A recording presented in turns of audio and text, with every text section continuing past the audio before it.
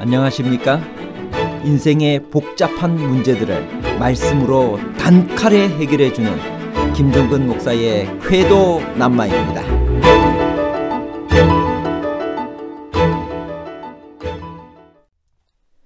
아버지께서 일하시니 나도 일한다는 본문 말씀은 안식일에 일한다는 유대인들의 비난에 예수께서 대답하신 말씀입니다.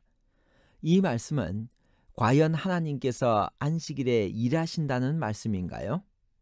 그렇다면 하나님께서 일곱째 날에 안식하셨다는 창세기 2장 3절의 말씀과는 어떻게 조화되나요?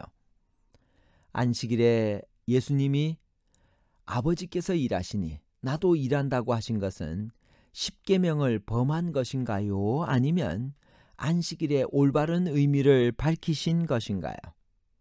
십계명 위반과 안식일의 바른 의미에 관한 복잡한 문제를 하나님 말씀의 가르침으로 명쾌하게 해결해 드리겠습니다. 베데스다 연못은 어디에 있었으며 어떤 전설이 내려오고 있었나요? 거기에 모여든 사람들은 어떤 사람들인가요? 요한복음 5장 1절에서 2절. 그 후에 유대인의 명절이 되어 예수께서 에루살렘에 올라가시니라. 에루살렘에 있는 양문 곁에 히브리 말로 베데스다라 하는 못이 있는데 거기 행각 5이 있고, 양의 문은 이름 그대로 제물로 쓰일 양들이 출입하는 문이었거나 문 주변에 양들을 사고 파는 시장이 있어서 붙여진 이름이었을 것입니다. 양의 문은 예루살렘 성 북쪽에 있었습니다.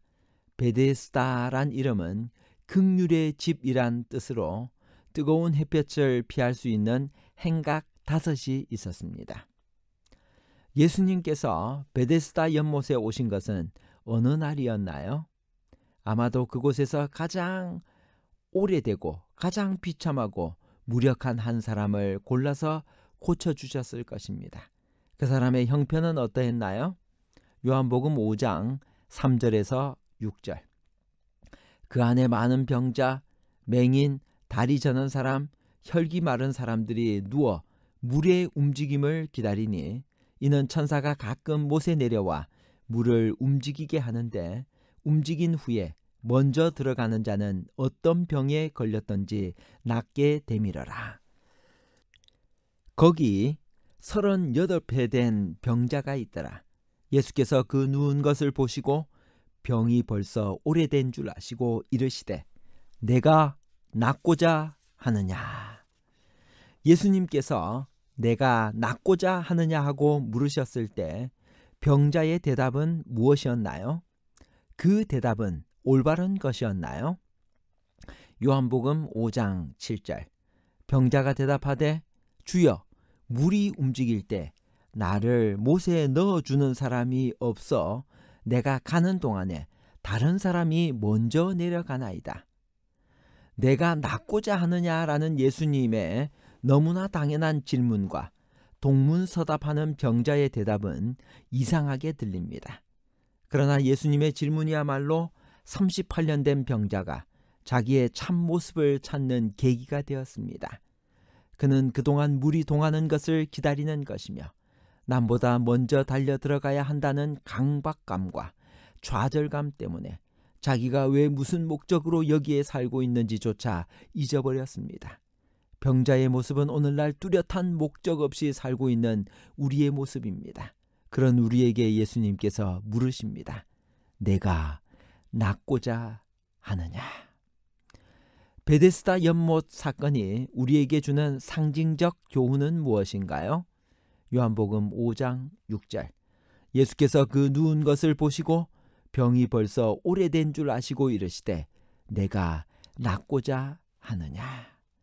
베데스다 연못에서 헛된 소망을 품고 물이 동하기를 기다리고 있는 병자들의 모습은 유대교의 소생을 기다리며 헛된 메시아를 기다리는 그 당시 유대인의 모습일 수도 있고 세상의 유혹에 헛된 소망을 두고 살고 있는 오늘날 우리의 자화상이기도 합니다. 물은 사람을 구원할 수 없었습니다. 오직 그리스도를 만날 때만이 구원이 있다는 것을 베데스다 연못은 인상적으로 보여주고 있습니다.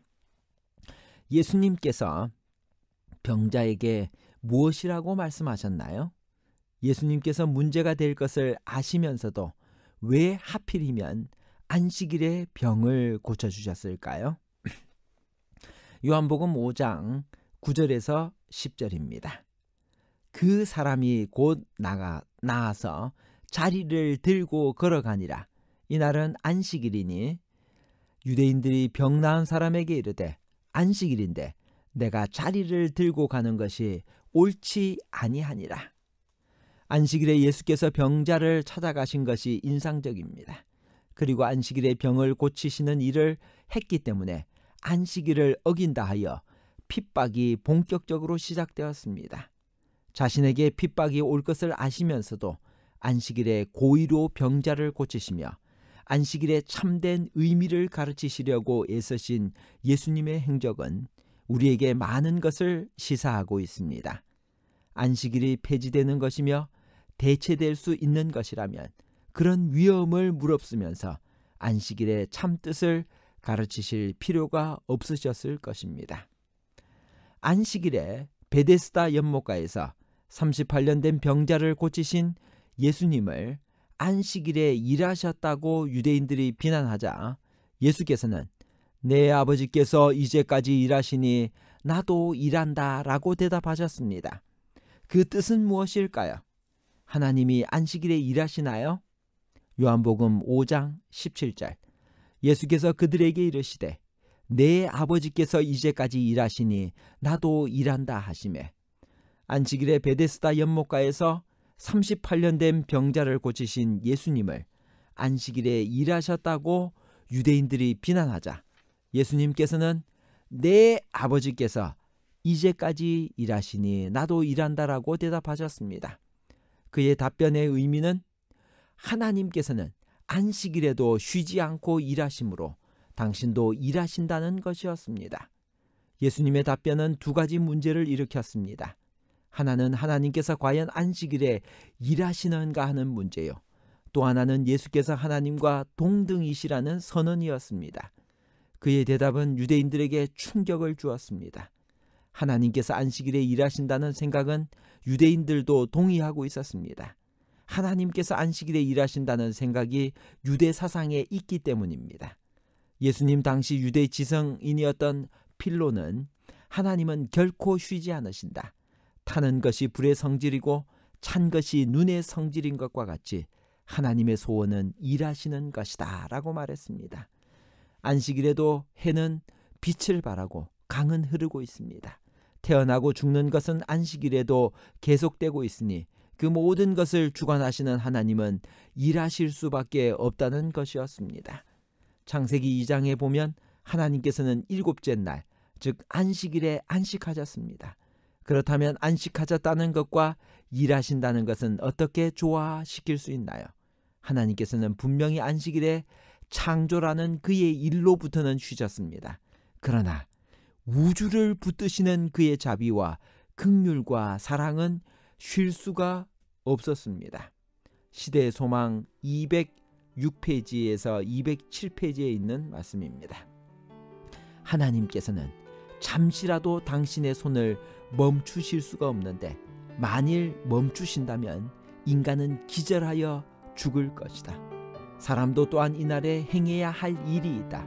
생활에 불가결한 일은 행해져야 하며 병자는 돌보아야 하며 곰핍한 자들의 피로는 공급해 주어야 한다.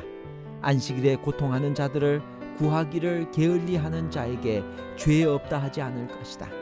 하나님의 거룩한 안식일은 사람을 위해서 만들어졌으므로 자비로운 행위는 안식일의 의도와 완전히 조화된다. 유대인들을 분노케 한 것은 예수께서 안식일을 고의로 범하실 뿐만 아니라 당신을 하나님과 동일시하는 참남된 죄를 범했다는 것이었습니다. 예수께서는 38년 된 이 만성병자를 다른 날에 고쳐 주실 수도 있으셨고 자리를 들고 가지 말라고 주의를 주어 문제를 일으키지 않으실 수도 있었습니다. 그러나 예수께서는 고의적으로 안식일에 문제를 일으켜 유대인들에게 안식일의 참된 의미를 가르치시려고 작정하신 것입니다. 결론입니다. 첫 번째, 하나님의 쉬심과 하나님의 일하심은 모순되지 않습니다. 하나님은 창조라는 엿새 동안의 일로부터 쉬셨습니다. 그러나 그것이 그가 창조한 만물의 운행이 중지되는 것을 말하는 것은 아닙니다. 우주는 한시의 쉼도 없이 움직이고 있습니다. 그리고 하나님께서는 그 모든 것을 붙드시고 계십니다. 둘째, 예수께서는 이런 하나님을 내 아버지라고 부르심으로써 당신을 아버지와 동일시하셨습니다. 유대인들을 분노케 한 것은 예수께서 안식일을 범하실 뿐만 아니라 당신을 하나님과 동일시하는 죄를 범한다는 것이었습니다. 셋째, 안식일에 예수님이 아버지께서 일하시니 나도 일한다고 하신 것은 십계명을 범한 것이 아니라 안식일의 올바른 의미를 밝히신 것입니다. 감사합니다.